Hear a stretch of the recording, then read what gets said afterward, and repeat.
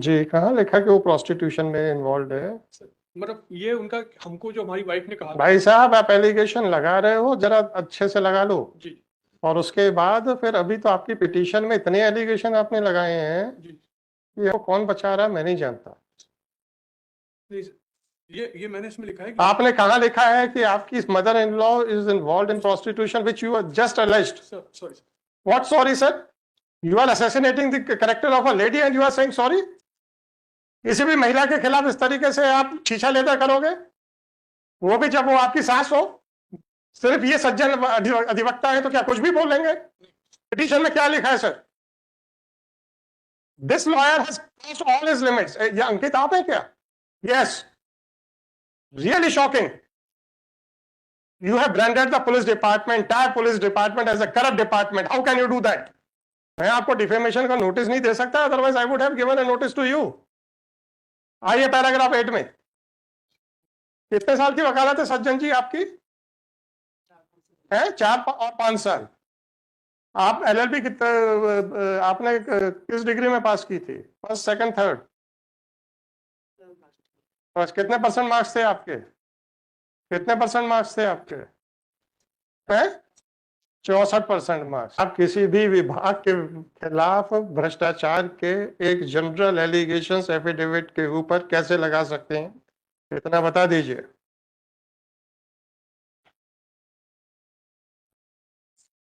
और अभी तो आपने अपनी सास के खिलाफ भी आरोप लगाए कि that she is involve in prostitution.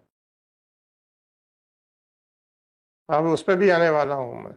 क्या एक्चुअली वकालत का लाइसेंस मिल जाने से आप क्या you are above the law, you can do anything? How can you brand a department as a corrupt department? Mister Ankit, आप खुद ही खड़े हैं, हमने नहीं बुलाया था। एक्सप्लेन कीजिए, आपका एफिडेविट है, आपके खिलाफ आरोप लगा हुआ है, आप आरोपी हैं, आपका इन्वेस्टिगेशन में हस्तक्षेप करने का क्या अधिकार है, पहले ये बताइए। आपको कानून नहीं समझ में आता तो सीधा सा बोल दीजिए मुझे नहीं समझ में आता, कॉस्ट तो लगाऊंगा मैं इस पे सर, ये मजाक मत बनाइएगा। और अभी आपके वकील साहब ने कहा कि that your mother in law is involve in prostitution. Sir मेरी पत्नी ने फोन पे मुझे बताया। आपकी पत्नी ने फोन पे बताया था? पेश कीजिएगा प्रोसिक्यूशन इसका भी। अब आप 4 महीने हुए नहीं जुमा जुमा शादी को और इस तरीके से लांछन लगाने पे उतर आए आप। और पिटीशन में एफिडेविट पे आपने एक डिपार्टमेंट को भ्रष्ट घोषित कर दिया है। सर पता है तो बोलिए, नहीं पता है तो बोल दीजिए हमें नहीं पता। समय मत बर्बाद कीजिए। सर मैं शिकायत करता था सर इसमें सर। है। सर शिकायत करता है? आप एफआईआर क्वेश कराने आए ना, कोई नोटिस आया उसको क्वेश सर मैं क्वेश्चन करना नहीं आया सर। किस बात के लिए आए? सर सर पुलिस की इलीगल एक्टिविटी के लिए सर। कौन सी इलीगल एक्टिविटी? कौन सी इलीगल एक्टिविटी? इसमें सर हमारी जांच में सर ये पाया गया सर कि तो क्या होगा? उसने कहा था मैं 12वीं पास हूँ फर्स्ट क्लास और आप लोगों निकली 10वीं पास। जी सर। क्या होगा सर इसमें? अपराध बनेगा क्या? क्या बात कर रहे हो और आप यहाँ खड़े होके? कौन सा अपराध बनेगा सर?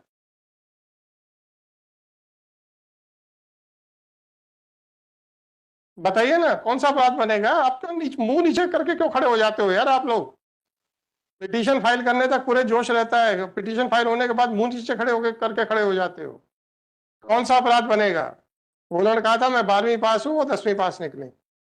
आप कहते हैं रेस्पोंडेंट नंबर 6 को बर्खास्त कर दो। आप पहले अपनी तो जान बचा लो।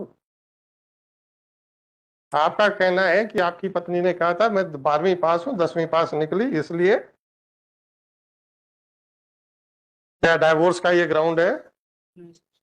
फिर क्रिमिनल केस कैसे बन जाएगा?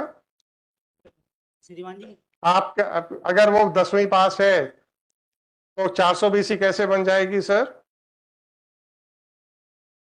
शेरमान जी तो बाद में देखेंगे, शेरमान जी वही समझना चाह रहे हैं। सर रिस्पॉन्ड नंबर 6 ने सर थाने पाकिस्तान के अंदर इलीगल एक्टिविटी हुई है सर। मुझे फालतू की बातें नहीं सुननी। आपने कहा कि आपकी शिकायत के ऊपर कार्रवाई नहीं हो रही है, मैं पूछ रहा हूं कि आपकी शिकायत कार्रवाई के लायक है कि नहीं, तब आप जवाब नहीं दे पा रहे हो। आपका कुल आरोप यह है कि आपकी पत्नी ने कहा था वो 12वीं पास है, तो जब वो निकली 10वीं पास। 420 का मुकदमा कैसे बनता है ये बताओ। उनको क्या पूछ रहे हो यार, आप भी तो वकील हो। गाली गलौज तो पिटीशन में आपने की हुई है। गवाही के अपना अपना बहस के दौरान तो अपनी सास को भी प्रोस्टिट्यूशन के में ढकेल दिया आपने। सर मैंने नहीं ढकेला सर, अभी आपके वकील साहब ने कहा है, बोला है ना आपके सामने, पिटीशन हमने कहीं आपके सामने बोला है ना वकील साहब ने। जी सर, माननीय न्यायालय क्षमा आपके नहीं, क्षमा नहीं। Can you assassinate the character of a women? साहब अब आप भी तैयार हो जाइए। मैं निवेदन थी, मुझे नहीं मालूम है, हम जो नोटिस दे रहे हैं उसके बाद आप मेरी उसका बात सुनिए सर, मेरी बात सुनिए। मैंने जो भी बोला इंस्ट्रक्शन का ही बोला, लेकिन वकील मैंने साहब, बोला- वकील साहब, सर, इन्होंने वकील साहब, सर, उन्होंने मैंने इंस्ट्रक्शन दिया था प्रोसिक्यूशन का, वो काम चलाते हैं। वकील साहब सुनिए मेरी बात, सर मैंने इन्हीं से पूछ लीजिए। मैं मेरी बात सुन लीजिए, सर, मेरी बात सुन लीजिए, तेरी मान और मैंने ये बोला सर सुन कि लीजिए, उसमें जो एप्लीकेशन लगाई है, मेरी बात सुन लीजिए, सर, मेरी बात सुन लीजिए। सर, अग्रवाल साहब, जी सर, पिछले 1.5 साल से मैं यहाँ पे आप लोगों से निवेदन कर रहा हूँ, सर, अपने मन गढ़ंत बातें मत बनाया करें। जी बिल्कुल सर। फैक्चुअल एस्पेक्ट्स जहाँ होते नहीं है वहां पे भी कहानियां बनाते हैं। और मैं बार बार कह रहा था कि अगर पक्षकार ने आपसे मुंह मोड़ लिया, सर, आपको कंटेम्प्ट के नोटिस से कौन बचाएगा? ये सुन लीजिए, सुन लीजिए, सर, मैं बोल रहा हूँ कि नहीं बोल रहा हूँ? जी जी, अभी परसों नरसों भी एक सज्जन को बोला है, सर, राइट? अब आपके सामने है। अब धड़कन आपकी बढ़ गई, नहीं सर, सुनिए, नहीं बढ़ी? नहीं सर, फिर क्यों घबरा रहे हो आप? नहीं वैसा नहीं सर, सुन लीजिए, जी जब आप लोग बिना इंस्ट्रक्शन पे अपने मन से झूठ बोलते हैं यहाँ पे, और पक्षकार जब आपसे किनारा कर लेता है तो आपको कौन बचाएगा? और आपके सामने आपका पक्षकार आपसे किनारा कर रहा है। माननीय न्यायालय मैंने माननीय न्यायालय नहीं, आप ही आपने कहा कि आपके इंस्ट्रक्शंस के बगैर बोला। मैंने बोला था, मैंने आपने इंस्ट्रक्शंस दिए थे, इंस्ट्रक्शन ये दिए थे कि जो एप्लीकेशन में लिखा है सर, मैंने वो बताए थे, शायद समझने में भूल हो गई होगी सर। उनके समझने में भूल हो गई और लाइव टेलीकास्ट में महिला का कैरेक्टर असैसिनेशन किया जा रहा है। और आपने जो उनको बताया वो उनकी बहस करने के बाद है। जब मैंने पूछा कहाँ लिखा है पिटीशन में, उन्होंने अपने मन से बोला था, उस समय मैंने नहीं कहा था। माननीय न्यायालय, हमने पिटीशन में कहीं भी ये नहीं लिखा कि हम यार सुनो, इसकी पूरी रिकॉर्डिंग निकाल लेना, पूरी प्रोसीडिंग्स की। साहब क्या कुछ है पहले वो बताओ। Now I will deal with each and every aspect. Now be ready for the consequences also. How can you assassinate the character of a woman? How can you assassinate the character of a woman, and how can you assassinate the character of the department? By branding them, it is a corrupt department. वो भी छोड़ दीजिए। आपकी पत्नी ने ये बताया मैं 12वीं पास हूं और 10वीं पास निकली थी। 420 का मुकदमा बनता है, पहले आप इसको जस्टिफाई कर दीजिए। जिसके पीछे आपने बड़ी हायतौबा मचा रखी हुई है, इसको जस्टिफाई कर दीजिए, क्योंकि इसी कारण से आप पूरे पुलिस विभाग को करप्ट बोल रहे हो। माननीय न्यायालय, माननीय न्यायालय नहीं, सिर्फ मुझे बताइए 420 ही बनता है कि नहीं बनता, ये बताओ। माननीय न्यायालय, क्योंकि मुझे धोखे में रखा गया माननीय न्यायालय। हाँ हाँ, धोखे का मतलब क्या हो गया? कानून की किताब निकालो। ये आप ये आम आदमी की तरह सड़क पे चलते हुए बातें मत कीजिए। 420 का डेफिनेशन 419 में होगी या 415 में होगी, जिसमें भी होगी। देखिए, पढ़ा कभी आपने? आपने पढ़ा है धोखा होता क्या है? कानूनी रूप से पढ़ा है आपने? नहीं पढ़ा। राह चलते व्यक्तियों के मन में जो धोखे की डेफिनेशन, उसके ऊपर पिटीशन लेके आ गए लेमैन की तरह। ये आपका कहना है? Please justify sir, don't waste my time. Please take out IPC. इनका कहना अग्रवाल साहब कि आप रेगुलर प्रैक्टिशनर नहीं है, तो क्या करते क्या हो आप? सर एक्चुअली अरे अरे सुन, रुक जाओ। साहब आप करते क्या हो सर? सर डिस्ट्रिक्ट कोर्ट में कभी प्रैक्टिस सर, मेरी इतनी केस नहीं है स्वयं के सर, आपके पास कोई केस नहीं है? बहुत कम केस हैं सर, गिने तो चुने। वो आप केसेस, आप रेगुलर प्रैक्टिशनर नहीं हो, ऐसा अग्रवाल साहब ने कहा था। आपका जीविका के लिए क्या है सर साधन आय का? सर कुछ नहीं है सर, इतनी बस। आपके पास जीविका का कोई साधन नहीं है? आय का, आय का कोई साधन नहीं है? नहीं सर, इसके अलावा कुछ नहीं है सर। नहीं है। कितने मुकदमे आपके पास? सर 2-3 होंगे सर डिस्ट्रिक्ट। मात्र 2-3? जी सर। और अगर आपकी पत्नी ये कहे कि मुझे बताया था मैं बहुत बढ़िया एडवोकेट हूँ, शादी करा ली मेरे साथ, तो सर मैंने ऐसा कुछ भी नहीं कुछ बताया। नहीं बताया ना। जी सर, मैंने यही बताया कि आपके पास मात्र 2 और 3 हैं और अब आप बड़ी जोर शोर से अपने आप को हर जगह पे प्रोजेक्ट कर रहे हैं कि आई एम एन एडवोकेट। और जब हम आपसे मात्र लीगल प्रश्न पूछते हैं तो आप कहते हैं हमें कुछ नहीं मालूम। तो वो जो तो 2-3 मुकदमे के पक्षकार भी अगर ये सुन लेंगे, बेचारों के दिल पे क्या बीतेगी। धोखाधड़ी कैसे होती है अग्रवाल साहब, अब आप बता दो। चलिए अभी इनसे तो ठीक है, ये तो कुछ भी बोल सकते हैं सर। अगर आप मुझे परमिशन करें मैं कुछ बोल दूं। हाँ बताएं ना सर। सर एक्चुअली ये केस सोच के रखिएगा सर, ये अगर डिसोन कर गए तो मैं नोटिस पकड़ा ही दूंगा। बिल्कुल अब तो मैं नोटिस पकड़ा ही दूंगा। एक्चुअली इस केस का जो ग्रीवियंस ये था कि जो 149 जो पेज है सर, उसमें जो इनकी जो कंप्लेंट इनके खिलाफ 420 का एक मैंने शिकायत करी, उसकी जांच की जाए और आगे की कार्रवाई की जाए। तो जो पेज 149 पे जो कागज लगा है सर, तो उसमें जो थाना प्रभारी साहब हैं उन्होंने ये लिखा कि जांच पे कोई अपराध घटित होना नहीं पाएगा। मैंने आप ही से तो पूछ रहा हूँ, जी पूछ तो रहा हूँ, आप ही बता दो। आपने उस जांच अधिकारी को भ्रष्ट बोला है, एक्चुअली उसको नौकरी से निकाल देने तक क्या आपने रिलीफ मांगी है? अब इनका जो ग्रीवियंस अरे उनका ग्रीवेंस कुछ भी होगा, इस लेटर के माध्यम से जो कुछ भी होगा। आप मुझे कानून बताइए जो मैं आपसे पूछ रहा हूँ। आपने खुद एडमिट किया कि सेक्शन 5 से कोई हिट नहीं होता है। सेक्शन 10 में चूंकि 5 से हिट नहीं होता, 10 और 11 में आता नहीं है। चाइल्ड मैरिज है नहीं, चाइल्ड मैरिज राइट। अब आप दूसरा ये बताइए कि आप सेक्शन 13 में आते नहीं हैं, तो मैरिज रिलेटेड और कौन से प्रोविजन है सर? हिंदू मैरिज एक्ट ही तो है, इसी से भी आप कवर्ड नहीं है। और उस जांच अधिकारी को नौकरी से निकाल दिया जाए कि रिलीफ लेके आए हो, ये कहते हुए कि पुलिस विभाग भ्रष्ट है और वरिष्ठ अधिकारियों को कनिष्ठ अधिकारियों के खिलाफ कार्रवाई करने में बहुत डर लगता है। तो वरिष्ठ अधिकारियों पे भी आरोप लगाए हैं, कनिष्ठ पे भी लगाए हैं, एक को तो नौकरी से निकाल देना है। और बता दो कैसे निकाल देना है सर, वही तो पूछ रहा हूँ।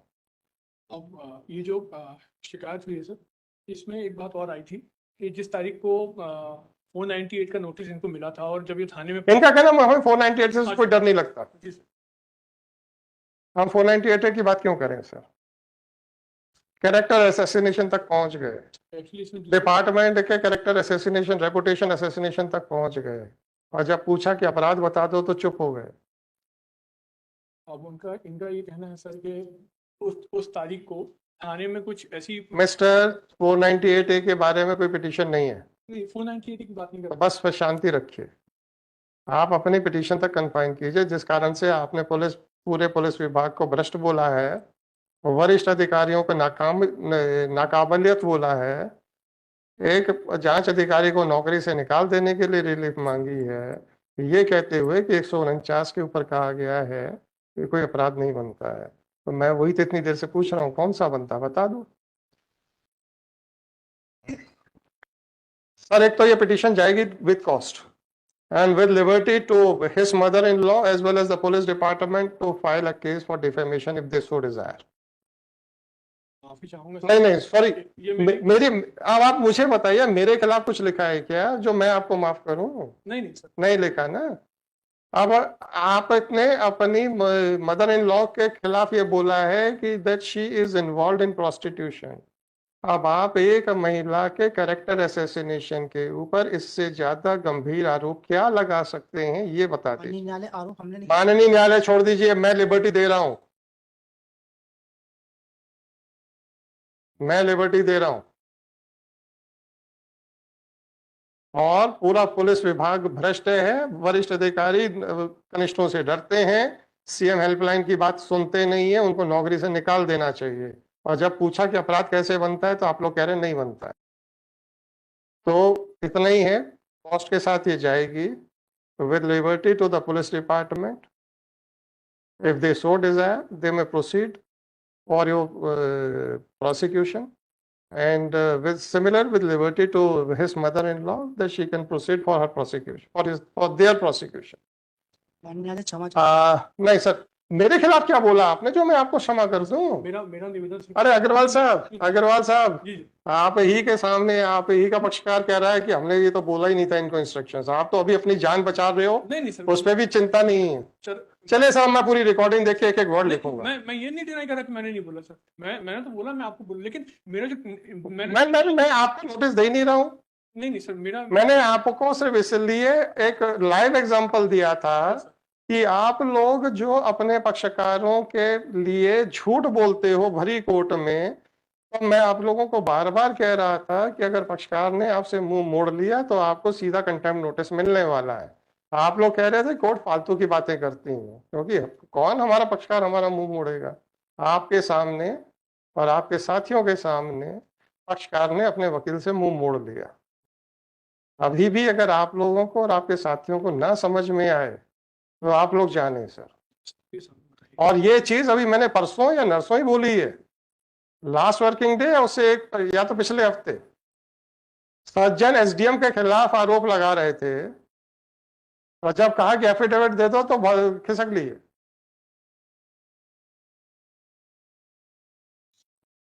मैं आप लोग अभी भी आप लोगों को नहीं समझ में आया ना समझे सर। तो बिल्कुल भैया इसकी पूरी रिकॉर्डिंग जो मैं एक एक वर्ड लिखूंगा इसमें। चलो मैं माफी चाहूंगा, और इसके आई डोंट नो, इनके लिए मैं ये बोलना चाहूंगा सर, एक्चुअली 7831 मैंने इनको बहुत मौका दे दिया सर, आपको भी मौका दे दिया है। नहीं नहीं, मेरे से माफी मांग के क्या करोगे आप? सर आपने क्या मेरे खिलाफ लिखा पिटीशन में? नहीं सर, तो मैं कैसे माफ कर दूं? आपने इनको बेइज्जती दूसरे विभाग की है, उसकी मैं जिम्मेदारी कैसे ले लूं? क्या मैं डीजीपी हूं क्या? या मैं कोई सेंट्रल यूनियन गवर्नमेंट हूं जो इनका एम्प्लॉयर हूं? मान्यालय में पिटीशन वापस लेना चाहता नहीं, हम तो नहीं वापस ना करने देंगे, हम आपको पिटीशन वापस नहीं लेने देंगे। एक महिला की इज्जत की छीछालेदर की गई है, उसके लिए माफ वो कर सकती है, मैं नहीं कर सकता।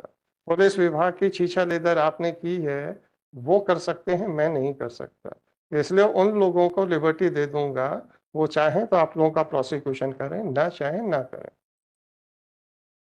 7831/2024। सर मेरी बात, हाँ सर, मेरी बात सर, वो जो प्रोस्टिट्यूशन की बात की थी सर, जो मैंने की थी, मैंने जो की थी सर अगर आप चाहते हो, जी, आपके सामने है, पूरा रिकॉर्डेड है, नहीं मैं पूरा रिकॉर्डेड है कि इन्होंने आपको परमिशन नहीं, इंस्ट्रक्शंस नहीं दिए थे। पूरा रिकॉर्डेड है कि पूरी पिटीशन में ऐसा कोई एलिगेशन नहीं है कि इन्होंने जो भी इंस्ट्रक्शंस दिए आपकी बहस करने के बाद दिए गए। आपने शुरुआत की थी। एलिगेशन ऐसा नहीं, महिला ने मुझसे नहीं, मुझे कुछ नहीं चाहिए, मत बोलिए अब। नहीं साहब ये पूछ रहे हैं कि क्या नहीं, मैं आप कुछ नहीं बोल रहा, please allow me to dictate the order sir, इन्होंने जो बोला तो मैं whatever it may be. चलो अब आपको भी नोटिस देता हूँ सर, निकाल लो रिकॉर्डिंग, निकाल लो। चलो सर, मैं माफी चाहूंगा, मैं माफी आप चाहूंगा, लोग सुधरने को तैयार नहीं हो। मैं ऐसी कभी गलती करता नहीं हूँ सर, मैं कभी जब मैं आप लोगों को पिछले 1.5 साल से लगातार बोल रहा हूं कि पक्षकार के लिए बिना किसी फाउंडेशन के आप लोग फैक्चुअल एस्पेक्ट पे झूठ बोलते हो, और अगर आपका पक्षकार आपसे मुकर गया तो आपको कौन बचाएगा? आप लोगों को समझ में नहीं आया। आज मैं आप लोगों को हाईलाइट आपके सामने लाइव एग्जांपल दे दिया कि आपने कुछ बोला और आपके पक्षकार ने आपसे मुंह मोड़ लिया। अभी भी आप लोगों को समझ में नहीं आ रहा है कि आप लोग कितना बड़ी आग से खेल रहे हो। No, I learned a lesson.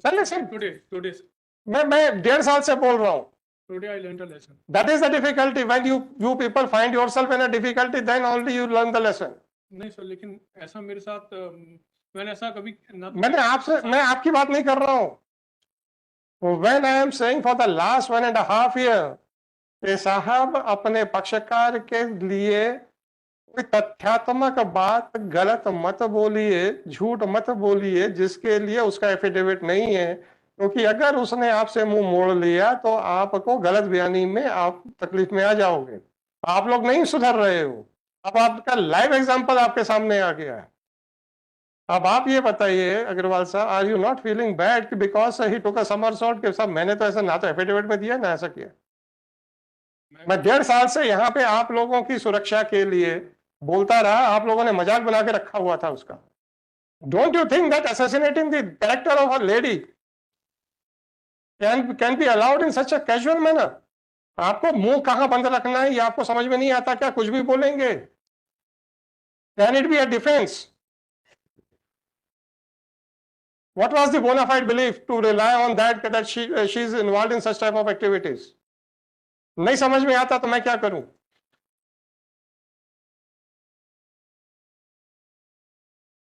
I will pass the order, sir. I will keep it, please remember, sir तकलीफ इस बात की है कि 1.5 साल तक आप लोगों ने कुछ नहीं किया, उल्टा मजाक बनाया और कॉरिडोर में हंगामा मचाया। मैंने अपना पूरा आपकी बात नहीं कर रहा हूं सर। नहीं सर, पर मैंने इतना चले एक जन ने तो लेसन सीखा।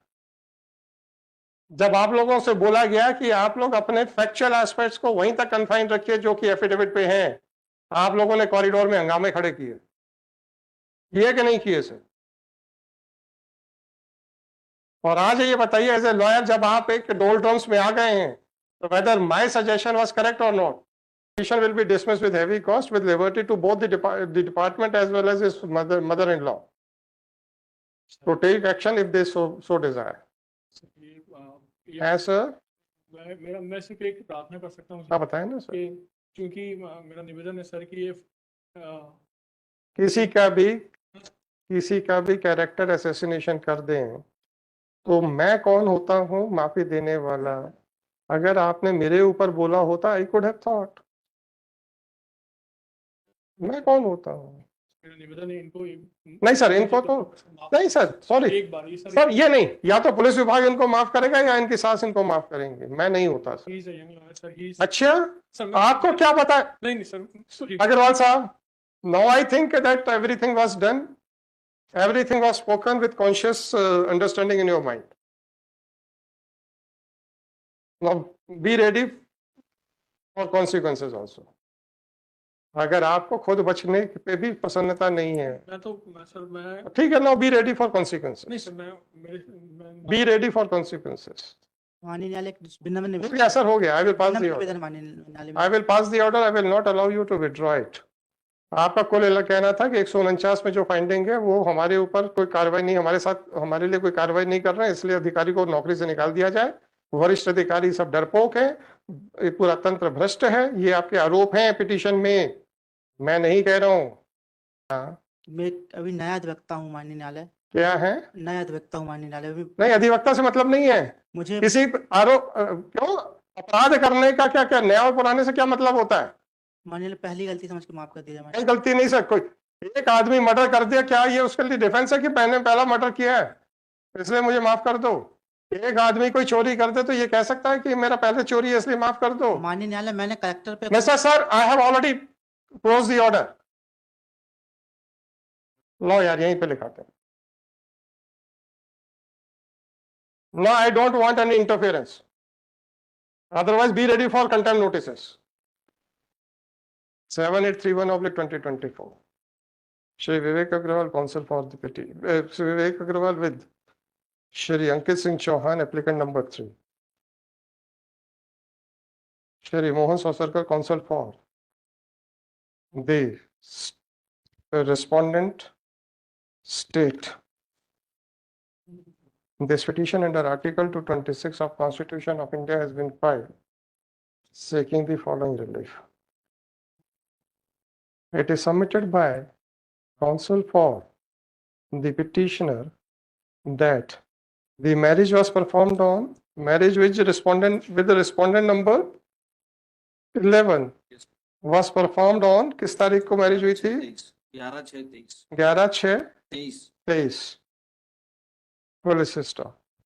At the time of marriage, an information was given to the petitioner number 3 that the respondent number 11 has passed class 12th examination, but later on it was found that she has passed only class 10th.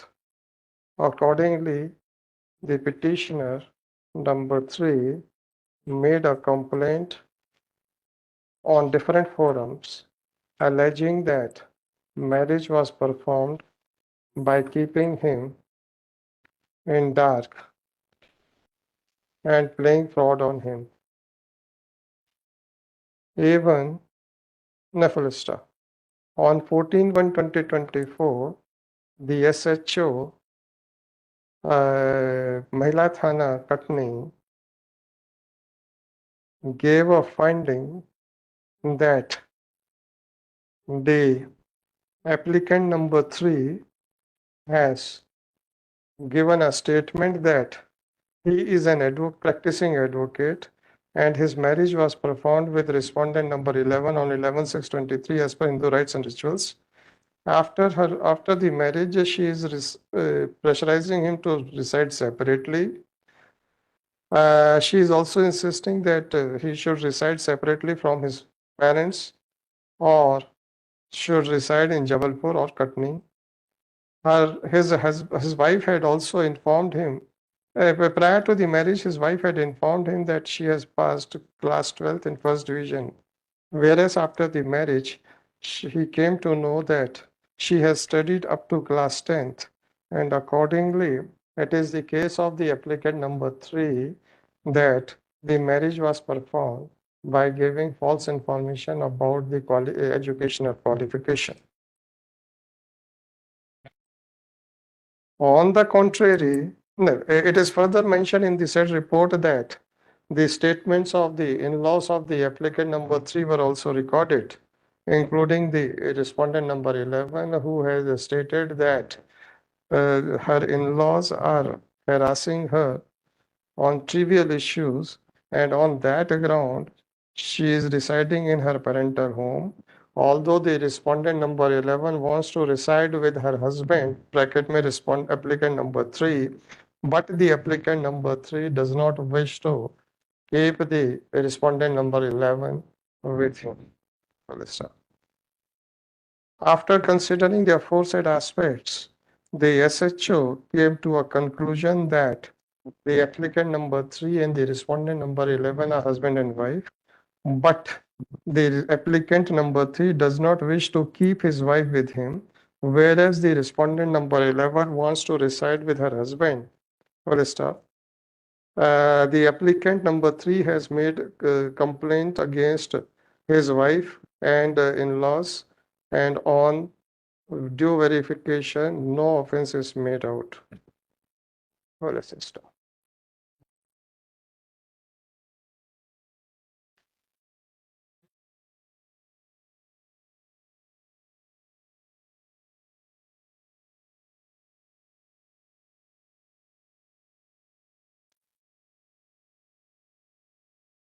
Accordingly, the counsel for the petitioner was directed to address this court as to whether the allegations made by the applicants against the respondent number 11 would make out an offense under section 420 of IPC or not. Follow system. During the course of arguments, मैं सब उस part को थोड़ा सा दोबारा देखूंगा कि वो कैरेक्टर असैसिनेशन के लिए क्या बोला गया था. During the course of arguments, it was also submitted by the counsel for the applicants that the mother-in-law of the applicant number 3 is involved in so and so.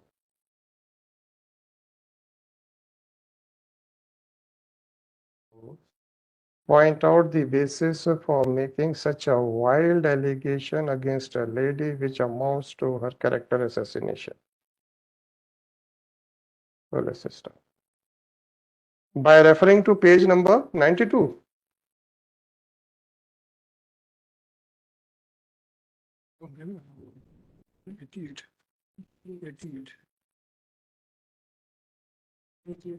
कौन सा था sir?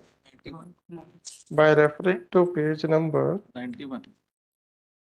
91, it is submitted by counsel for the petitioner that the applicant number 1 had made a complaint to SHO Police Station, Mahila Thana, District Katni, alleging specifically in paragraph 12 that during the course of interaction, the respondent number 11 had admitted that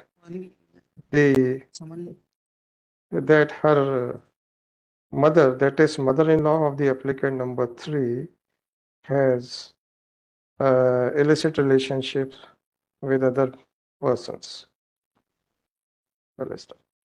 Since the petitioners have not impleaded the mother-in-law of the respondent number 3, and during the course of arguments her character was assassinated. Therefore, the counsel for the petitioner was directed to point out from the writ petition as to whether such an allegation has been made in the writ petition or not.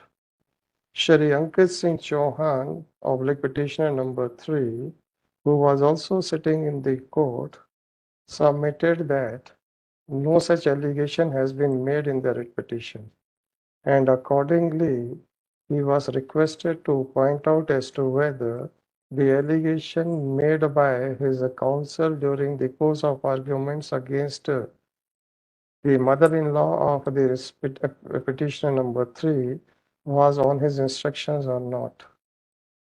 It is submitted by Shri Ankit Singh Chauhan that it was not on his instructions, be that whatever it may be. Assassination of the character of a woman by alleging that she is involved in prostitution is a serious matter, and the court proceedings are public proceedings, and therefore any party cannot be allowed to assassinate the character of a person without any basis and without including her as a respondent in the writ petition. However, therefore, the mother-in-law of the petitioner number 3 is granted liberty that if she so desires, then she can prosecute the petitioners or their counsel for making wild allegations of so and so. The crux of the present petition is that the petitioners are aggrieved by the findings given by the SHO Police Station, Mahila Thana District, Katni, by which it has been held that the allegation made by the petitioner number 3 that his marriage was performed by giving a false information with regard to educational qualification of respondent number 11 was not found to be